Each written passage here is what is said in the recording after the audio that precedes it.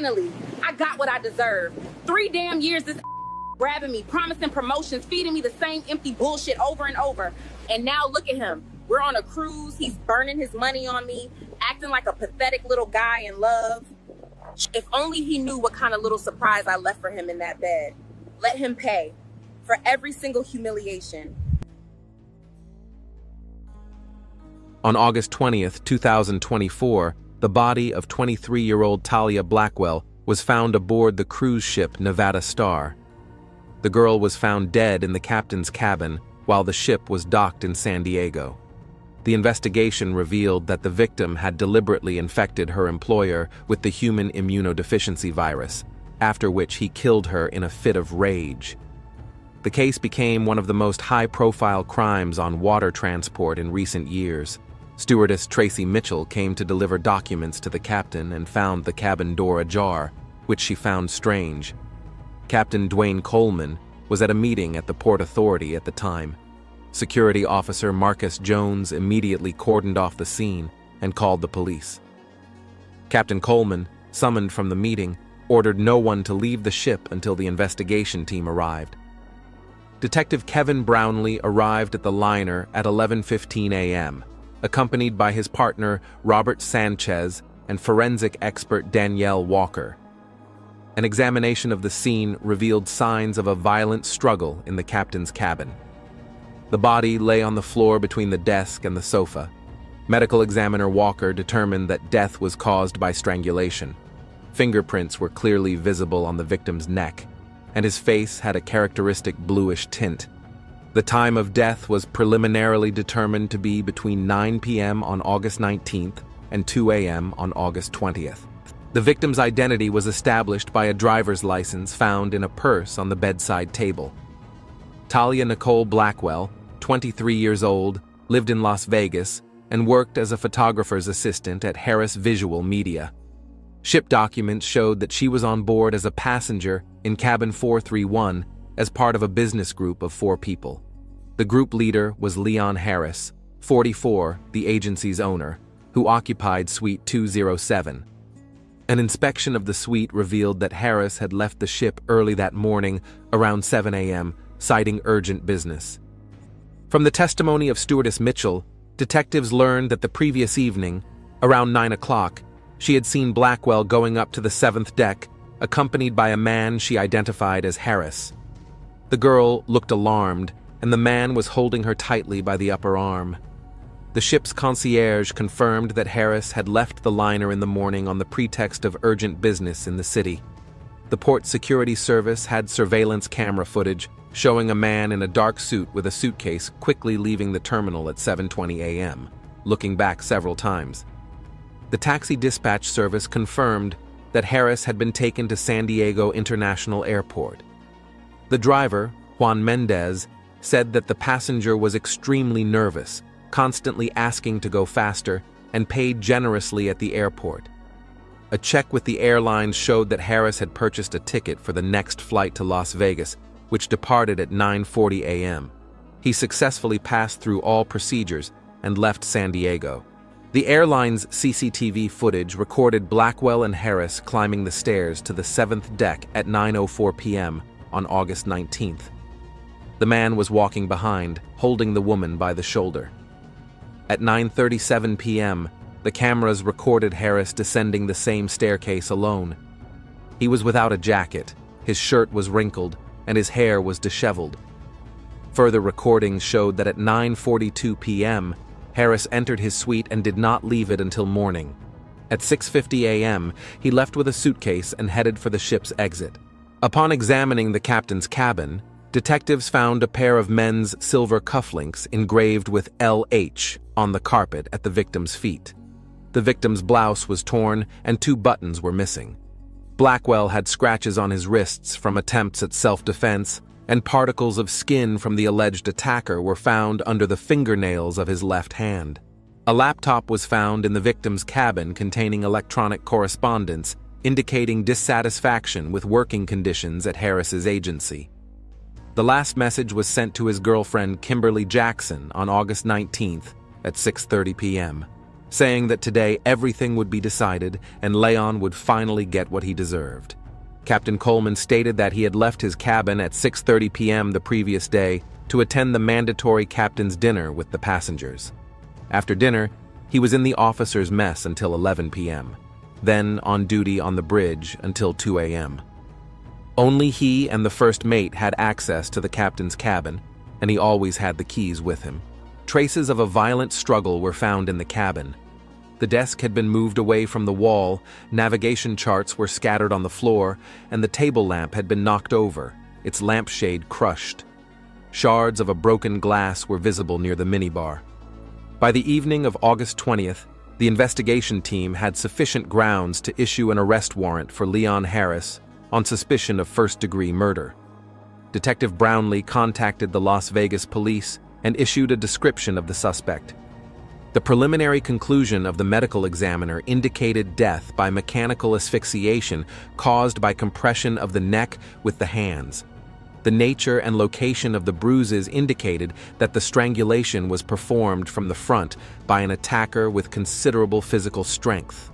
The case was classified as premeditated murder committed in a state of sudden, intense emotional distress. A federal warrant for Harris was issued throughout the United States, noting that the suspect was particularly dangerous. Detective Brownlee flew to Las Vegas that same evening on August 20th and headed to the Harris Visual Media Agency office at 3241 Strip Avenue.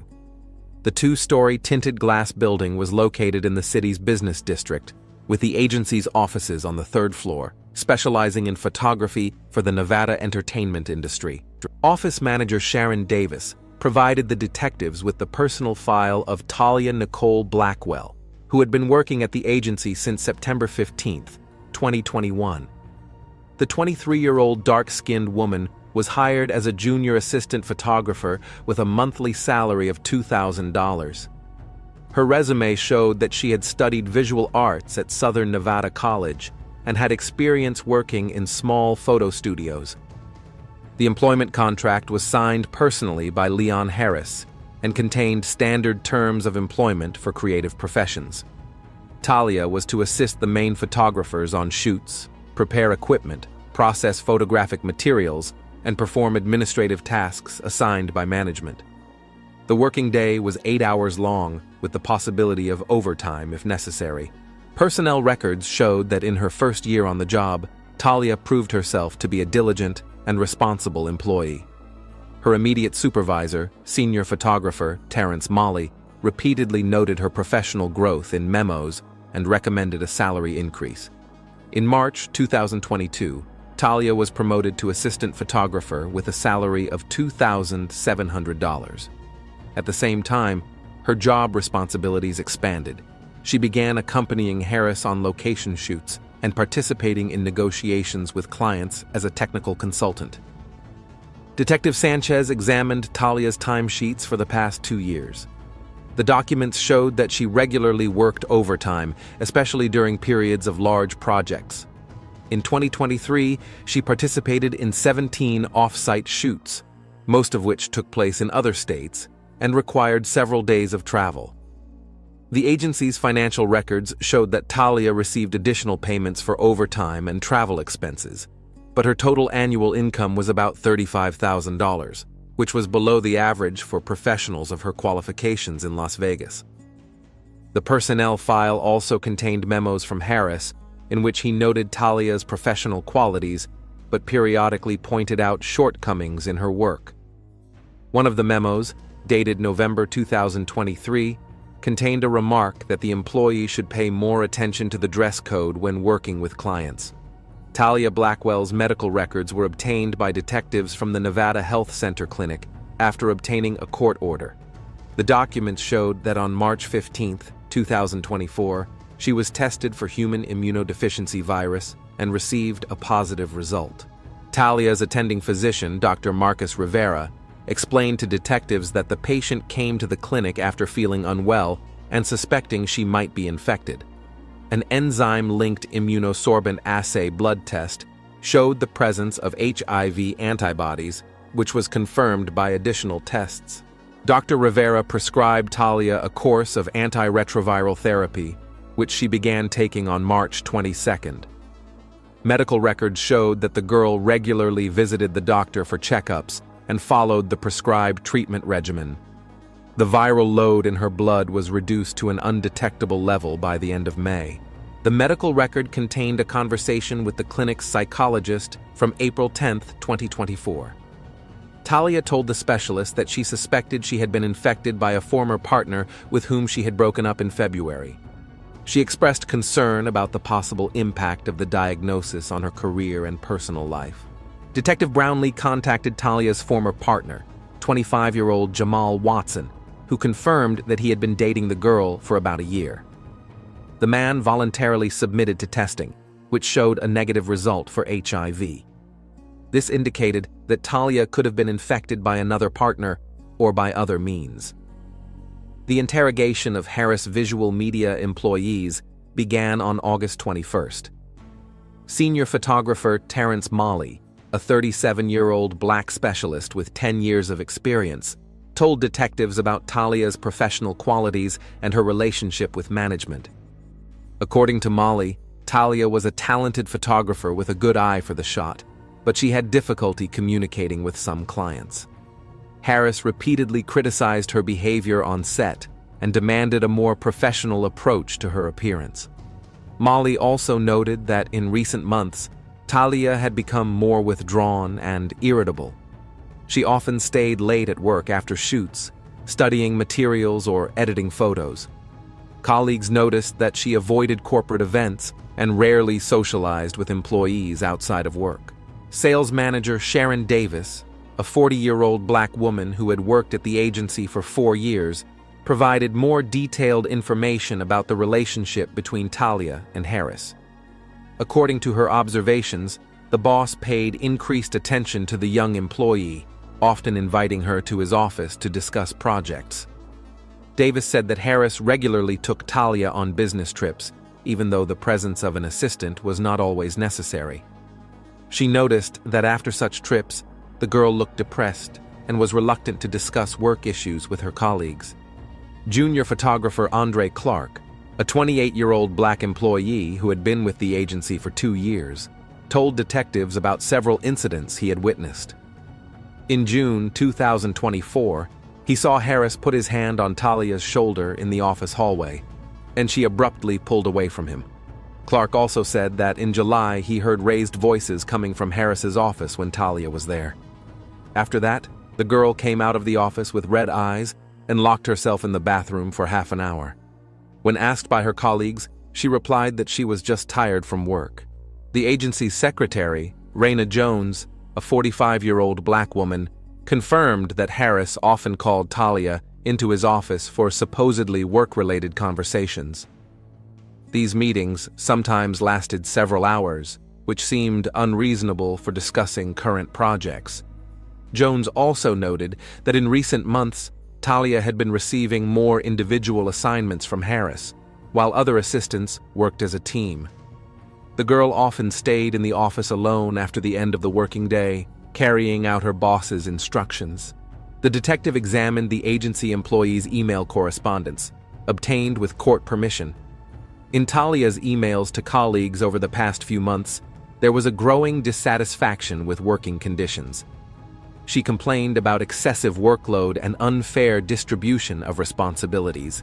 In correspondence with her friend Kimberly Jackson, who did not work at the agency, Talia was more open about her dissatisfaction with Harris's behavior. In a letter from May, she wrote that her boss created an uncomfortable working atmosphere and made inappropriate comments about her appearance. Financial records showed that Talia had repeatedly contacted the Human Resources Department with requests for a raise and a change in job responsibilities. Her last request was dated July 2024, but no official response was received. Detectives also discovered that Talia had submitted resumes to other Las Vegas photo studios and agencies over the past 3 months. She had participated in several interviews, but had not received any concrete job offers, possibly due to a lack of references from her current employer. Clark told detectives that Talia was interested in opening her own photo studio and was looking into small business loans. She was also considering moving to another state to find a better job. Detectives found printouts of job advertisements for photographers in California and Arizona on Talia's desk at the agency. There were also advertising brochures for advanced training courses and seminars on commercial photography. The agency's accountant, Gregory Thompson, provided information about financial transactions related to Talia. In 3 years of work, she had not received any bonuses or incentive payments, despite her participation in successful projects. Her salary had only been raised twice, and then only by the minimum amount. Thompson also reported that Harris personally controlled all of Talia's payments and delayed her salary several times without explanation. In June 2024, the delay was 2 weeks, which caused financial difficulties for the girl. Detective Sanchez checked Talia's bank accounts and found that she had been experiencing serious financial problems in recent months. Her monthly expenses exceeded her income, so she took out small loans from friends and used a credit card to cover her basic needs. In May 2024, Talia applied to the bank for a consumer loan of $10,000, but was denied due to insufficient income. She also tried to refinance her student loan, but this attempt was also unsuccessful. An analysis of Talia's phone calls showed that in the weeks leading up to the cruise, she had been in frequent contact with recruitment agencies and potential employers. The length and frequency of the calls indicated that she was actively looking for a new job. In her medical records, detectives found notes about visits to a psychotherapist in July 2024.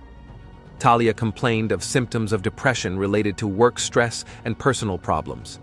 The doctor prescribed a course of antidepressants and recommended regular consultations. Psychotherapist Dr. Lisa Williams told detectives that Talia was experiencing significant emotional stress due to her work situation. The young woman felt trapped in a toxic work environment, but was afraid to quit due to financial instability and a lack of alternative job offers. During therapy, Talia also discussed the difficulties associated with her recent HIV diagnosis. She was concerned about possible stigmatization and the impact of the disease on future relationships. Dr. Williams noted that the patient showed signs of post-traumatic stress and needed long-term psychological support. Memos in Talia's personnel file showed an escalation of conflicts with Harris during the summer of 2024. In June, he reprimanded her for allegedly unprofessional behavior during the filming of a casino commercial, even though the client was satisfied with the result. In July, Harris wrote a memo stating that Talia was late for an important meeting with a client, although she claimed that she had not been notified of the meeting time in advance. This incident led to an official reprimand, which was added to her personnel file. Talia's colleagues confirmed to detectives that the atmosphere at the agency was becoming increasingly tense. Harris often criticized the girl's work publicly in the presence of other employees and clients. This created an uncomfortable environment for the entire team and affected the overall morale in the office. Detective Brownlee also examined the agency's business travel calendar and discovered that the August cruise was planned as a corporate event to strengthen the team and hold meetings with potential clients from California. 4 employees, including Harris and Talia, were supposed to go on the trip. Talia was not originally included in the group, but a week before departure, Harris changed his plans and included her as a participant instead of another photographer. The official reason was the need for additional technical support for the planned shoot. Molly told detectives that he was surprised by Harris's decision to take Talia on the trip, given the tense relationship between them. Usually, the boss preferred to work with more experienced employees on important projects, especially those related to attracting new clients. By the end of the second day of the investigation, the detectives had a clear picture of the complex relationship between the victim and the suspect. The case files showed a systematic deterioration in their working relationship, Talia's financial problems, and her desire to leave the agency, which created the conditions for conflict during the joint trip. The security service of the Nevada Star cruise ship provided detectives with a complete archive of surveillance camera recordings for the period from August 14th to August 20th. The ship's video surveillance system included 128 cameras located in public areas, corridors, restaurants, and on open decks. The recordings were made 24 hours a day in high definition. Detective Sanchez began analyzing the footage from the moment the passengers disembarked at the port of Las Vegas on August 14th. The terminal cameras recorded the arrival of the group from Harris Visual Media at 2:20 p.m. Leon Harris led the group, followed by Talia Blackwell, photographer Terrence Molly, and manager Sharon Davis. The recordings show that Harris and Talia maintained a professional distance. They did not speak to each other during check-in and boarding. Talia carried her own luggage and photographic equipment, while the porter assisted the other members of the group. Main deck cameras showed that after settling into their cabins, the group gathered in the restaurant for lunch at 4 p.m. Harris sat at the head of the table, while Talia took a seat at the opposite end. During the meal, she mainly conversed with Molly, discussing technical aspects of the upcoming shoot. The first day of the cruise passed without any notable incidents between Harris and Talia. Records showed that they participated in scheduled business meetings with potential clients, but kept their distance from each other. Talia performed her duties as an assistant professionally, but avoided personal interaction with her boss. Passenger testimony gathered by Detective Brownlee confirmed the initial tension between members of the business group. 70-year-old Robert Kingston, who occupied the cabin next to Harris, noted that he heard loud phone conversations coming from Suite 207 on the first evening. According to Kingston, the conversations were heated, although he could not make out the specific words. The male voice sounded irritated, and the conversation lasted about half an hour with interruptions. This took place between 9 and 10 p.m. on August 14th. Gloria Martinez, a waitress who had been working on the ship for 3 years, noticed the agency group's strange behavior during dinner on the first day. She observed Harris trying several times to get Talia's attention, but the girl pointedly ignored his attempts to start a conversation. Martinez also noticed that Talia barely touched her food and looked distressed. When the waitress offered to replace her meal, the girl politely declined and left the restaurant before the rest of the group. Harris watched her leave, but did not follow her. On August 15th, cameras captured the first signs of a change in the dynamic between Harris and Talia. During a business meeting in the conference room with representatives from a San Diego casino, Harris approached Talia several times for technical advice on lighting and framing. Video recordings showed that during these exchanges, Harris stood closer to Talia than the work situation required. He put his hand on the back of her chair and leaned toward her to look at the materials on her tablet. Talia seemed uncomfortable with such closeness, but made no obvious attempts to distance herself. Lounge bartender Carlos Hernandez told detectives that on the evening of August 15th, he saw Harris and Talia at a table in the bar. It was around 10 p.m., and they were sitting in the corner of the room, talking quietly. Harris ordered whiskey, and Talia drank white wine. According to Hernandez's observations, the conversation seemed serious, at times tense. Talia shook her head several times, refusing something Harris was offering. The man leaned across the table, trying to convince her of something. The conversation lasted about 40 minutes, after which they left the bar together. The cameras in the second deck corridor recorded Harris and Talia heading for the elevators together at 11:10 p.m. However, they went to different floors, Harris to the second deck to his suite, Talia to the fourth deck to her cabin. On August 16th, the first noticeable changes in the behavior of both parties occurred. Restaurant cameras showed that Harris and Talia sat next to each other at breakfast, unlike previous days. They communicated actively. Harris showed documents and photos on his tablet, and Talia studied the materials carefully. Stewardess Patricia Lewis, who served on the fourth deck, noted changes in Talia's behavior. The girl became more sociable, smiled more often, and was more willing to answer questions from the staff. Lewis also noticed that Talia ordered extra towels and toiletries to her cabin. In the afternoon of August 16th, the agency group participated in a photo shoot on the upper deck overlooking the ocean. Video recordings showed that Harris and Talia worked closely together, with her assisting him with equipment and offering ideas for framing shots. Passenger David Wright, a professional photographer from Phoenix, observed his colleagues at work and noted the high level of rapport between Harris and his assistant. According to him, they demonstrated the kind of teamwork that usually develops after long experience working together.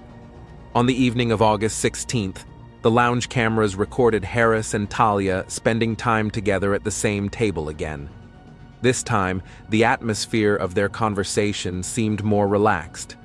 They laughed, Harris showed something on his phone, and Talia looked at the screen with interest.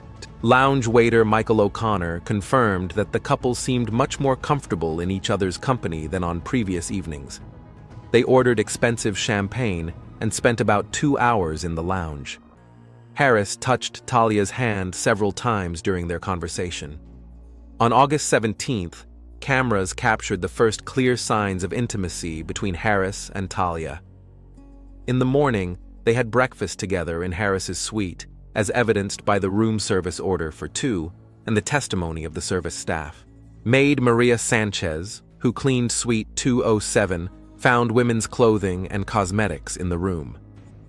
Women's jewelry was on the bedside table, and there were 2 sets of bath accessories in the bathroom. The bed was clearly occupied by 2 people. Pool cameras showed that Harris and Talia spent time together by the water during the day. They lay on adjacent sun loungers, with Harris applying sunscreen to Talia's back and shoulders. Their behavior indicated an intimacy that had not been present in previous days. Passenger Elizabeth Turner, 62, noted that the couple behaved like lovers. They held hands, hugged, and Harris was very attentive to Talia. According to Turner, their relationship did not look like an office romance, but rather a serious personal relationship. However, by the evening of August 17th, the first signs of tension appeared in the couple's behavior. The restaurant's cameras recorded an unpleasant conversation between them during dinner. Talia looked upset and wiped her eyes with a napkin several times. Antonio Rodriguez, the waiter who served their table, noticed a sharp change in the atmosphere. While the couple seemed happy at the beginning of the dinner, by the end of the meal, the mood had noticeably deteriorated. Harris spoke quietly, but insistently, while Talia shook her head and refused something. On August 18th, the tension between the couple intensified. Cameras showed that in the morning, Talia left Harris's suite and returned to her cabin. She was carrying a bag of belongings and looked agitated. Throughout the day, they only saw each other during work meetings. The ship's security service had audio recordings from some public areas, including corridors and restaurants. Security system microphones recorded fragments of a conversation between Harris and Talia on August 18th in the corridor of the 7th deck at around 3 p.m. The recording captures Harris persistently asking Talia to meet with him privately for an important conversation. She declines, stating that she prefers to maintain a professional relationship until the end of the trip. Harris raises his voice, insisting that they have serious matters to discuss. Flight attendant Susan Parker witnessed this conversation and confirmed to detectives that it was tense. According to her, Talia tried to leave, but Harris blocked her way, insisting on talking. In the end, the girl agreed to meet with him later, after which they went their separate ways. On the evening of August 18th, cameras recorded another meeting between the couple in the lounge. This time, their behavior was radically different from previous evenings. They sat at a distance from each other, avoided eye contact, and their conversation seemed formal and cold. Bartender Hernandez noted that Talia ordered strong alcohol instead of her usual wine, which was unusual for her.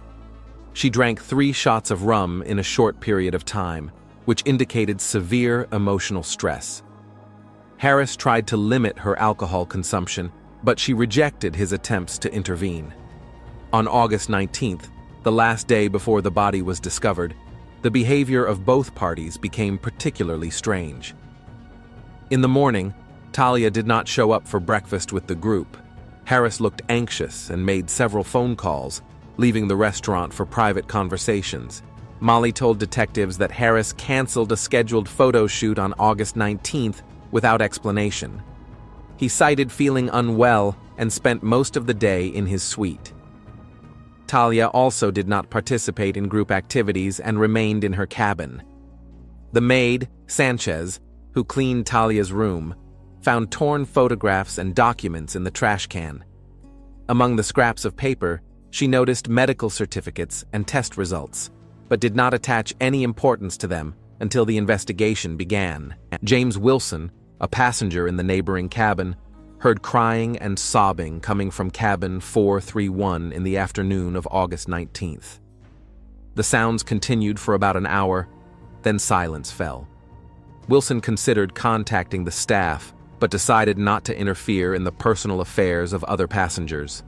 Corridor cameras showed that at around 5 p.m. on August 19th, Talia left her cabin and headed toward the ship's medical center. She spent about 30 minutes there before returning to her cabin. The ship's doctor later confirmed that she had asked for sedatives, citing stress and insomnia. Dinner on August 19th was the last documented meeting between Harris and Talia in a public place. Restaurant cameras showed an extremely tense atmosphere between them. They sat at the same table with other members of the group, but hardly spoke to each other.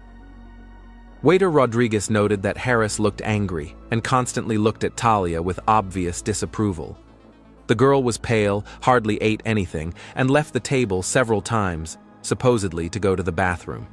The rest of the group felt the tension and tried to keep the conversation neutral. After dinner, around 8 p.m., cameras recorded Harris catching up with Talia in the hallway near the elevators. The video shows a brief conversation between them, after which Talia headed for her cabin, while Harris remained standing by the elevators, clearly thinking about something. The ship's security system recorded the last movements of both parties before the murder. At 8:45 p.m., Talia left her cabin and headed toward the stairs leading to the upper decks. The cameras showed that she was carrying a small handbag and looked determined. 15 minutes later, at 9 p.m., Harris also left his suite and headed in the same direction. The recording shows that he moved quickly and purposefully, like a man who knew exactly where he was going. These were the last images of both the victim and the suspect before the body was discovered the next morning. Analysis of all the video footage and witness statements allowed detectives to reconstruct the evolution of the relationship between Harris and Talia during the cruise. Initial professional coldness gave way to rapprochement, then intimate closeness, which quickly escalated into a serious conflict that ended in tragedy. On August 18th, the cruise ship Nevada Star arrived at the port of San Diego for a scheduled 6-hour stop. Passengers were given the opportunity to go ashore to see the sights of the city and go shopping. The stop was scheduled from 10 a.m. to 4 p.m. Detectives obtained medical records from Harbor Medical Center, located 2 blocks from the port on Front Street.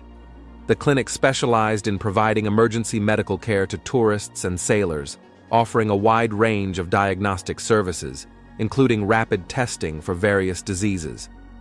The registration documents showed that Leon Harris had visited the clinic on August 18th at 11:30 a.m.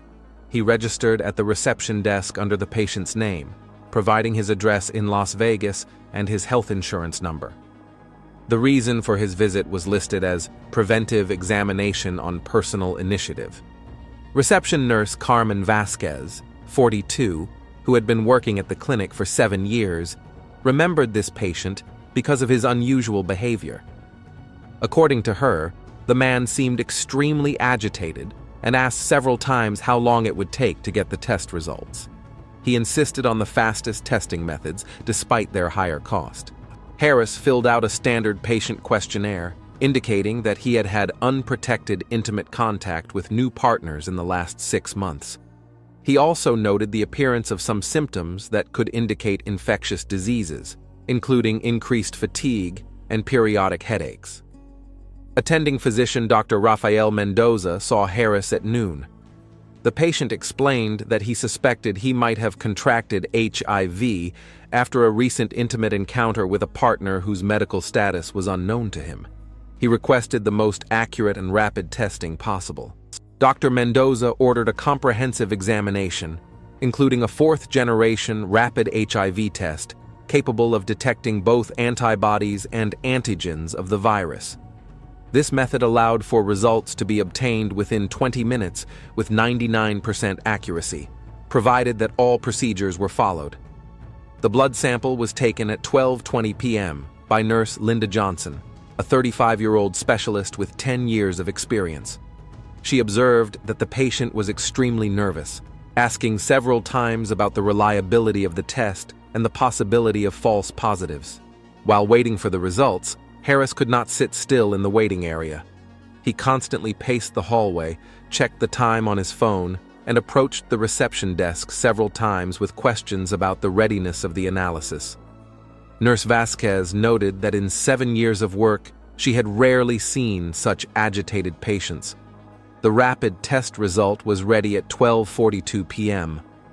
Laboratory technician Michael Rodriguez performed the analysis according to standard protocol. The test was positive for HIV antibodies and PI24 antigen, indicating the presence of the virus in the patient's body.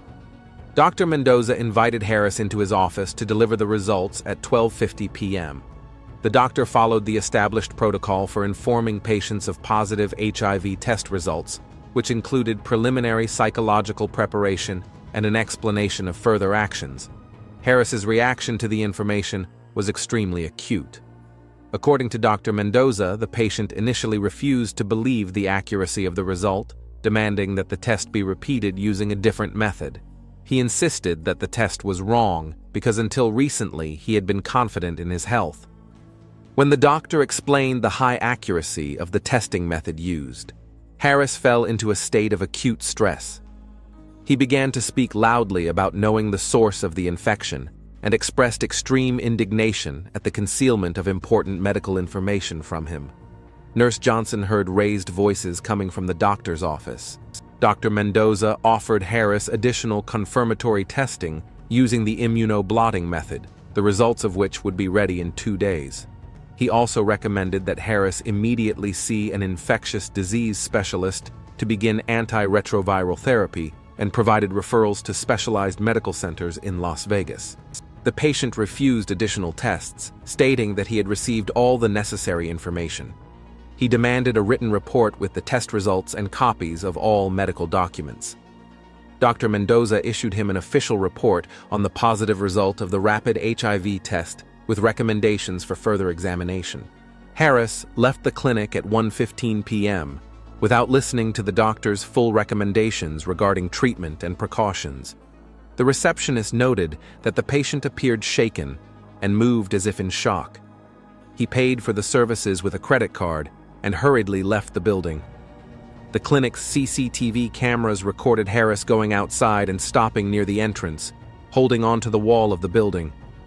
He stood motionless for about 5 minutes, then took out his phone and made several calls. The movements of his lips indicated that the conversations were heated. Detectives traced Harris's route from the clinic back to the port using city surveillance camera footage.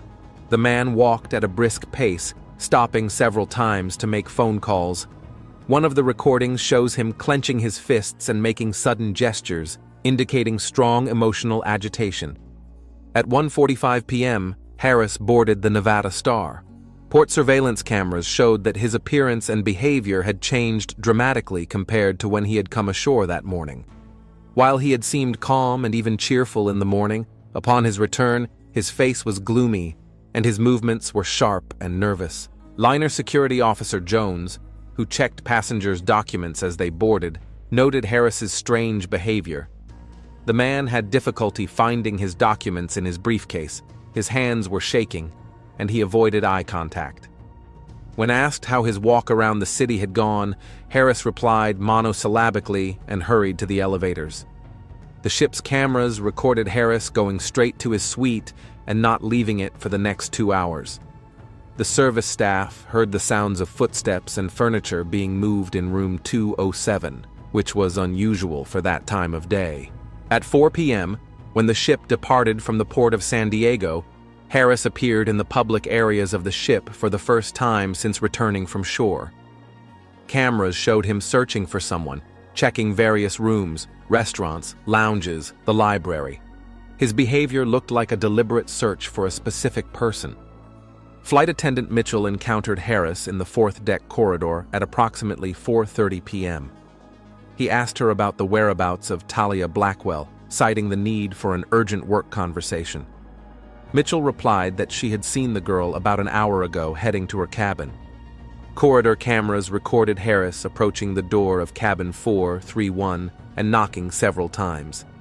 The door did not open, although according to neighbors, sounds of movement could be heard coming from the cabin. Harris stood at the door for about 10 minutes, periodically knocking and saying something to those inside. Wilson, a passenger in the neighboring cabin, heard the conversation through the thin walls. According to him, the man's voice sounded demanding and insistent, asking for the door to be opened for an important conversation. A woman's voice replied that she was not ready to talk now and asked to be left alone until dinner. Getting no response, Harris left the fourth deck and returned to his suite. Cameras showed him leaving the room several times and returning, like a man unable to find his place. His behavior was radically different from his morning state and the previous days of the cruise. Maid Sanchez, who cleaned Suite 207 during the guest's absence during the day, found signs of her employer's nervousness in the room. Documents were scattered across the table, the bed was rumpled, and crumpled papers lay in the trash can. On the table, she noticed medical documents with clinic stamps. At 6 p.m., Harris reappeared on the fourth deck, but this time his behavior was more aggressive. The cameras recorded him banging energetically on Talia's cabin door and speaking louder than he had during the day. Passengers in neighboring cabins heard his demanding tone and threats to call security if the door was not opened. Talia finally opened the cabin door at 6:10 p.m. Corridor cameras showed a brief conversation between her and Harris, after which she left the cabin and they headed for the elevators together. Talia's expression indicated her unwillingness to participate in this conversation, but she did not openly resist. They went up to the seventh deck, where cameras recorded their presence in the area of the captain's cabin. The security audio system recorded fragments of their conversation in which Harris accused Talia of concealing important medical information and demanded an explanation for her behavior. The recording captures Harris persistently asking Talia if she was aware of her HIV status before they became intimate. She responds evasively, attempting to shift the conversation to other topics. Harris raises his voice, demanding a direct answer to his question. The conversation lasted about 15 minutes, after which the cameras showed them going down to the lower decks. Talia looked upset and wiped her face with her hands several times. Harris walked beside her, continuing to talk, his gestures sharp and threatening. During dinner in the restaurant, Harris's behavior attracted the attention of other passengers and staff. He barely touched his food, constantly looking at Talia with an expression of anger and hostility. Several times he started to say something, but the girl interrupted him, asking him not to discuss personal matters in a public place. Waiter Rodriguez noted that the atmosphere at the table was extremely tense. The other members of the group, Molly and Davis, felt uncomfortable and tried to keep the conversation neutral. Harris ignored their attempts to defuse the situation and focused exclusively on Talia. After dinner, cameras recorded Harris following Talia through the corridors of the ship, trying to continue the conversation. The girl clearly avoided communicating with him, changing direction several times to get away from her persistent pursuer. Her behavior indicated fear and a desire to avoid confrontation. At 9 p.m., Harris returned to his suite, but half an hour later, he left again and headed for the fourth deck. Cameras showed him standing in the corridor near Talia's cabin, listening to the sounds coming from the room. At times, he approached the door, but did not knock or try to enter. Night cameras recorded that Harris did not sleep in his suite. He went out into the corridor several times, went up to the upper decks, and stood at the railings for a long time, looking at the ocean. His behavior indicated intense inner tension and an inability to find peace. Analysis of the video recordings showed a dramatic change in Harris's behavior after receiving the results of his medical examination. If, before August 18th, his relationship with Talia had developed along the lines of a typical office romance with elements of personal affection, after his visit to the clinic, his behavior took on the character of deliberate confrontation. Medical records confirmed that Harris learned of his HIV-positive status on August 18th and linked the infection to his recent intimate relationship with Talia. His reaction to the diagnosis was acute and emotionally uncontrollable, which created the conditions for the development of a conflict situation. Testimony from the clinic's medical staff and analysis of video footage from the liner allowed detectives to understand the suspect's motives and emotional state during the critical period of events.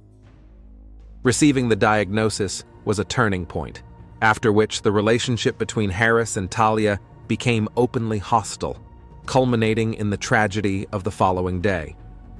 The reconstruction of the events of August 19th began with an analysis of the testimony of witnesses who saw Talia Blackwell's last movements. Detective Brownlee established that the girl left her cabin at 8:45 p.m. and headed for the stairs leading to the upper decks of the liner.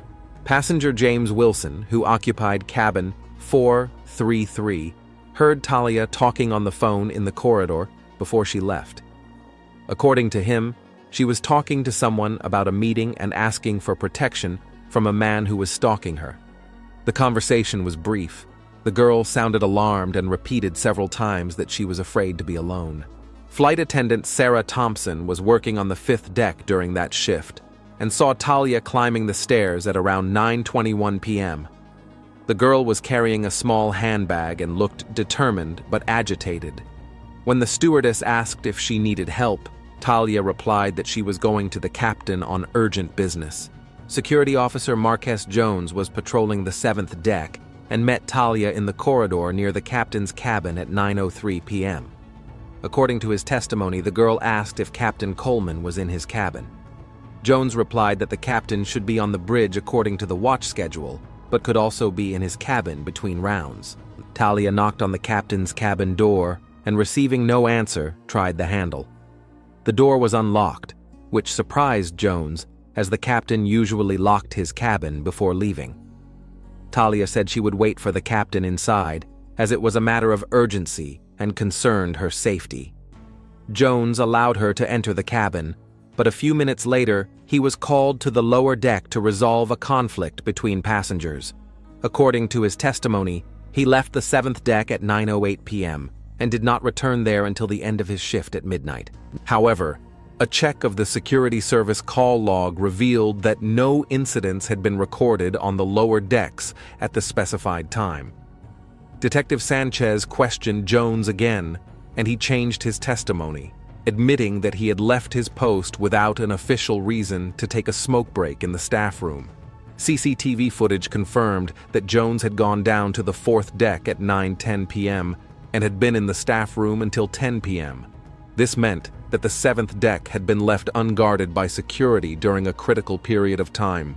Captain Dwayne Coleman initially claimed that he was on the bridge from 8 p.m. to midnight, supervising night navigation. However, the watch log showed that he left the bridge twice, at 9:15 p.m. for 20 minutes and at 10:30 p.m. for half an hour. When questioned again, Coleman admitted that he had used the first break to check on a cabin, as he had received a message that one of the passengers was waiting for him there. He went down to the cabin at 9:17 p.m. and found that the door was locked from the inside, although the light was on. The captain knocked on his own door and heard voices from the cabin, a man's and a woman's. The conversation was heated, and he could hear sounds of a struggle and objects falling. Coleman tried to open the door with his key, but the lock was blocked from the inside by a safety latch. After a few minutes, the sound stopped and silence fell in the cabin.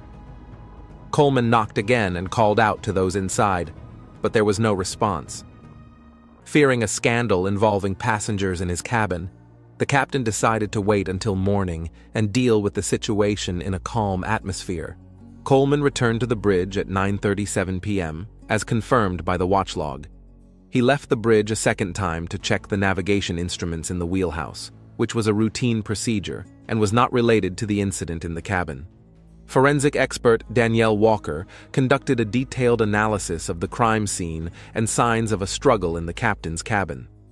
The arrangement of the furniture and objects indicated that the conflict began in the working area of the cabin, near the desk, and moved to the center of the room.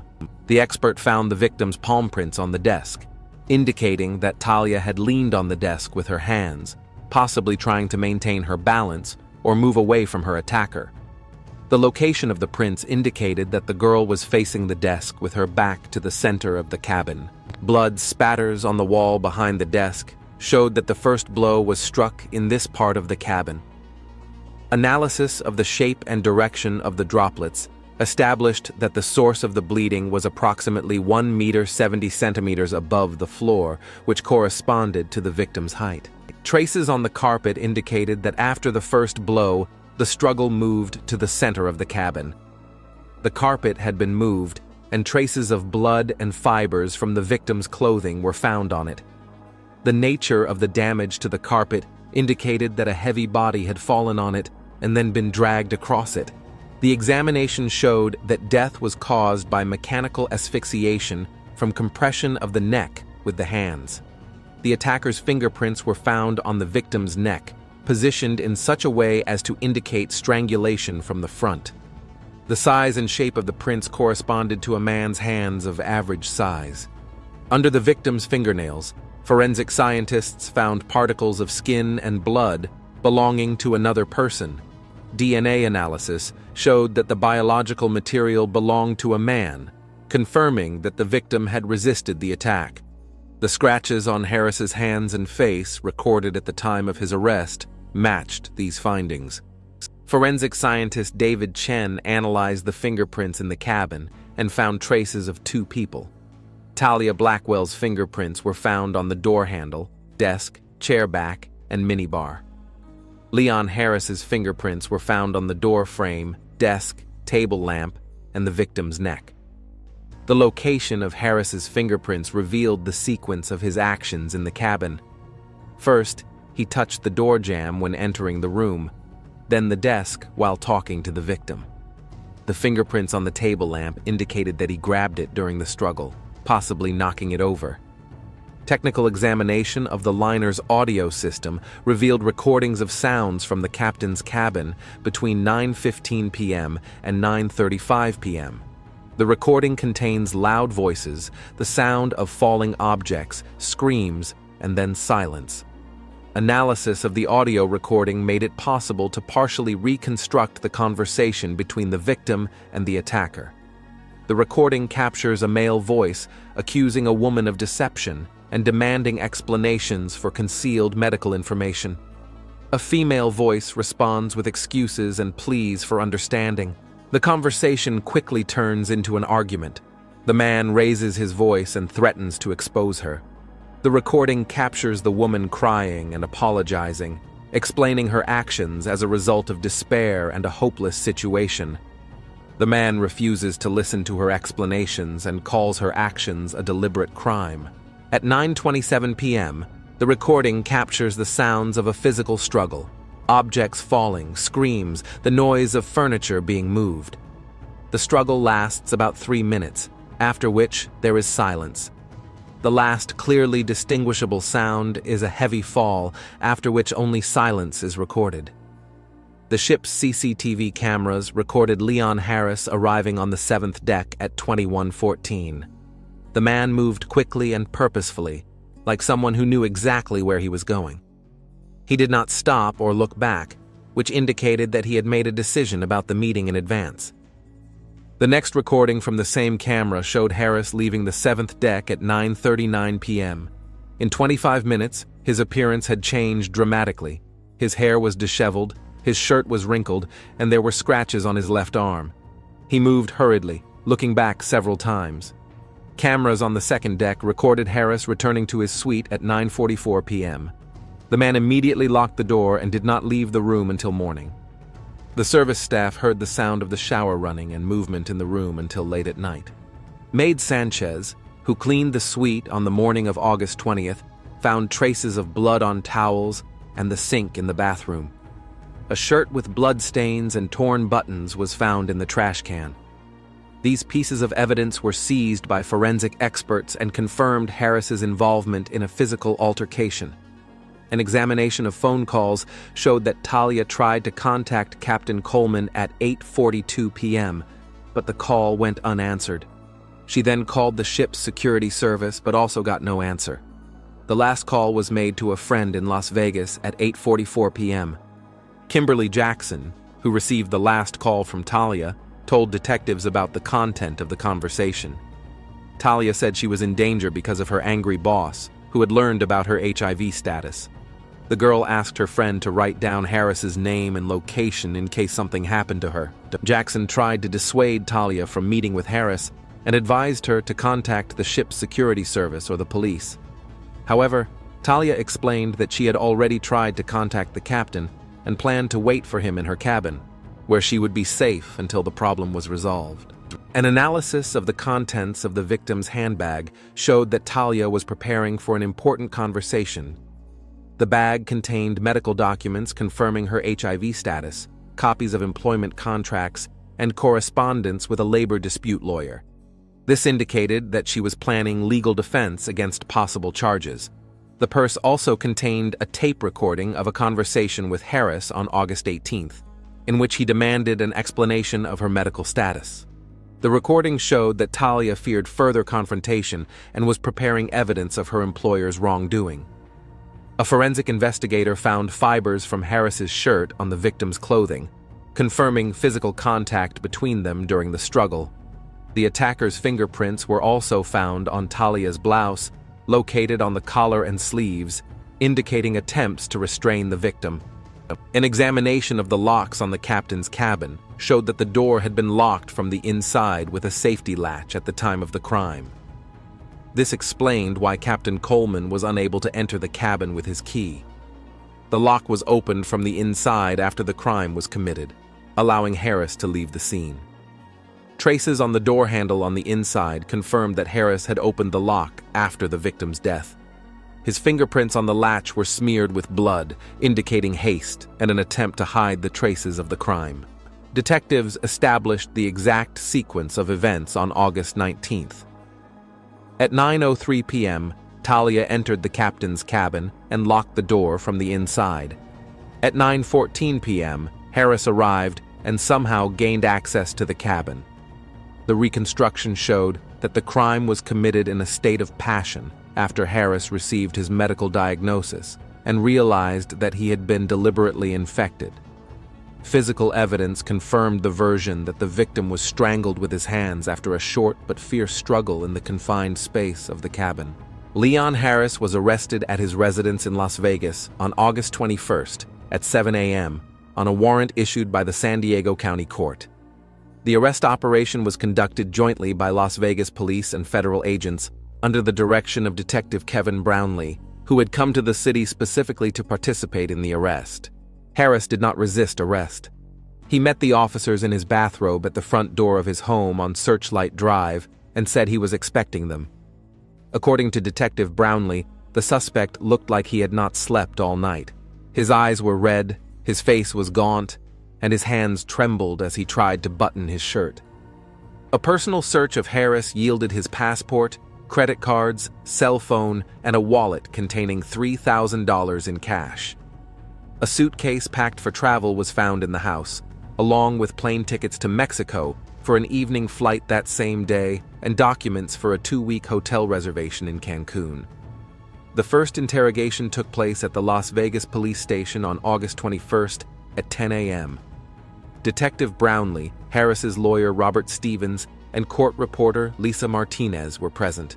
The lawyer was called at the suspect's request and arrived an hour after the proceedings began. Harris refused to answer questions without his lawyer present, which was his legal right. He appeared depressed and asked several times for water and medical attention, complaining of heart palpitations and dizziness. The doctor on duty examined him and found no conditions requiring immediate medical intervention. After his lawyer arrived, Harris agreed to testify in the case of the murder of Talia Blackwell.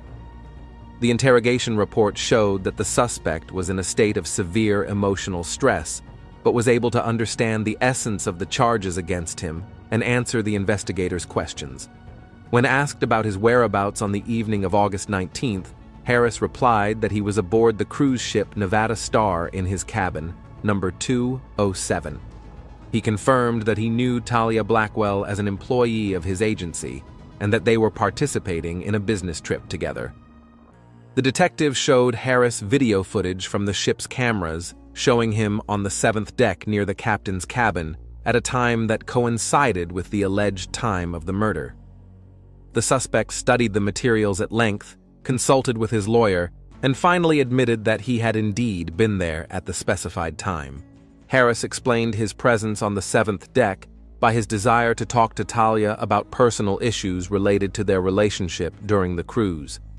According to him, he searched the entire ship for the girl and accidentally found her in the captain's cabin where she had gone to seek the captain's help. When asked about the reasons for the conflict with Talia, Harris remained silent for a long time, consulted with his lawyer, and then reported that on August 18th, he had learned of his HIV infection. He linked this fact to his intimate relationship with Talia and suspected that she had concealed information about her medical status from him. The detective presented the suspect with medical documents from a San Diego clinic confirming his visit and test results. Harris acknowledged the authenticity of the documents and confirmed that it was the positive test result that caused his emotional state and desire to confront Talia. When presented with an audio recording of a conversation from the captain's cabin, Harris recognized his own voice and that of the victim. He confirmed that the recording reflected the actual conversation that took place between them on the evening of August 19th. According to him, he demanded that Talia explain why she had concealed her HIV status. Harris said that Talia admitted to him that she knew about her infection even before they began their intimate relationship on the ship. She explained her actions by her desire to take revenge for years of humiliation and unfair treatment at work. This confession led him into a state of uncontrollable rage. When asked what happened next, Harris was silent for a long time, then stated that he did not remember the details well due to severe emotional shock. He admitted that there was an argument between them that escalated into a physical struggle, but claimed that he had no intention of causing Talia serious harm. The detective presented the results of a forensic medical examination showing that the victim's death was caused by strangulation. Harris studied the documents and, after lengthy consultation with his lawyer, admitted that he had indeed used physical force against Talia in a state of passion.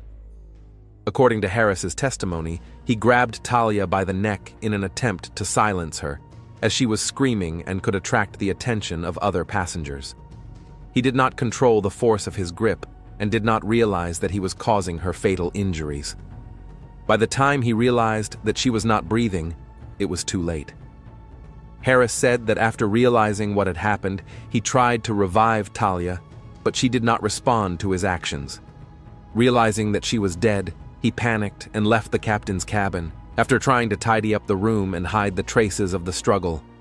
The suspect confirmed that he returned to his suite, took a shower, changed his clothes, and destroyed the material evidence of his involvement in the conflict.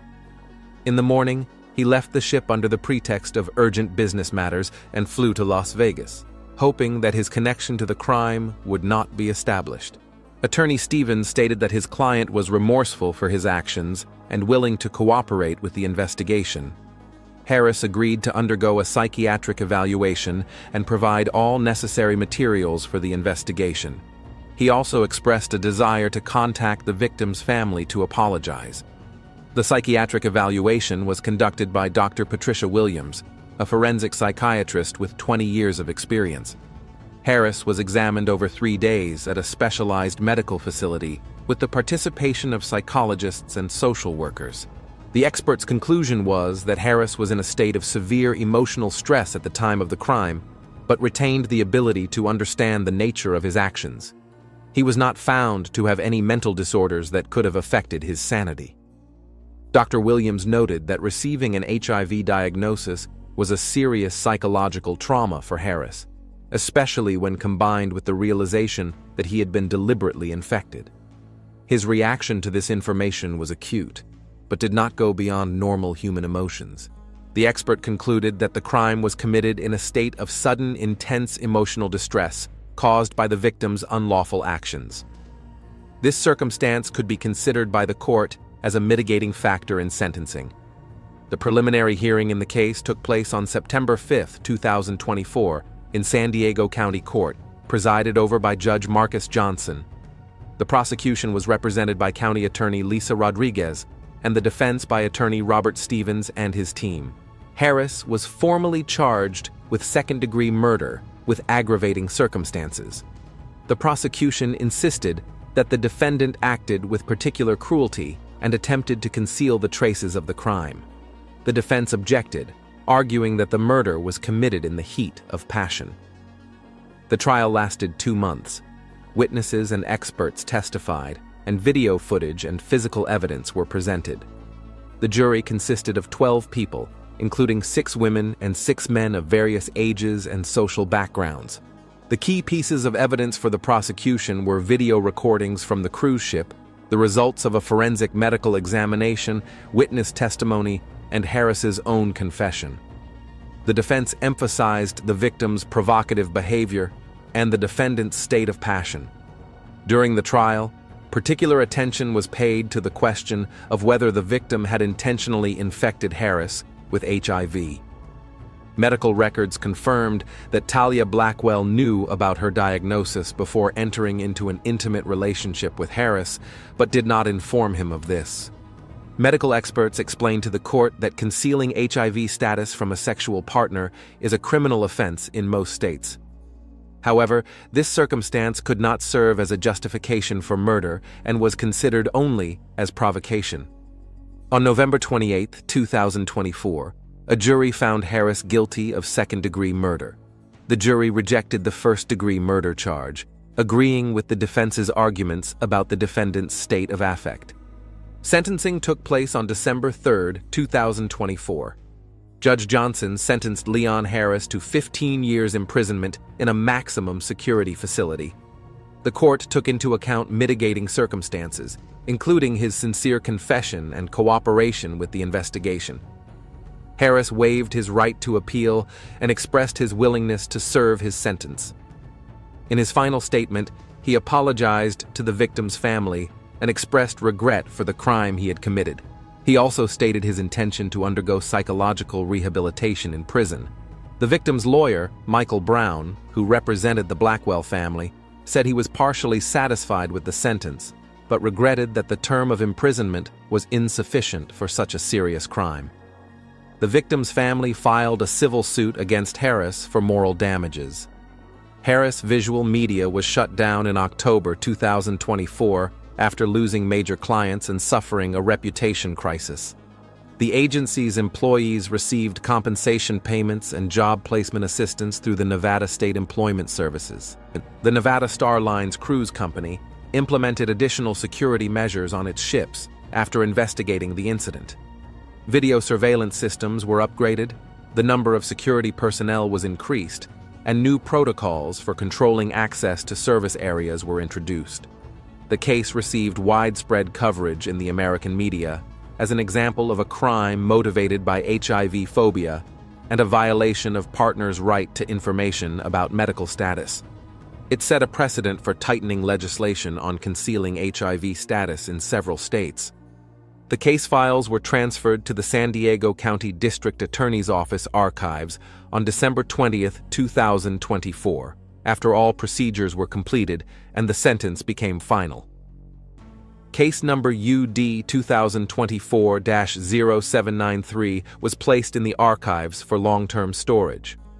Detective Kevin Brownlee received praise from police leadership for his professional investigation of this complex case.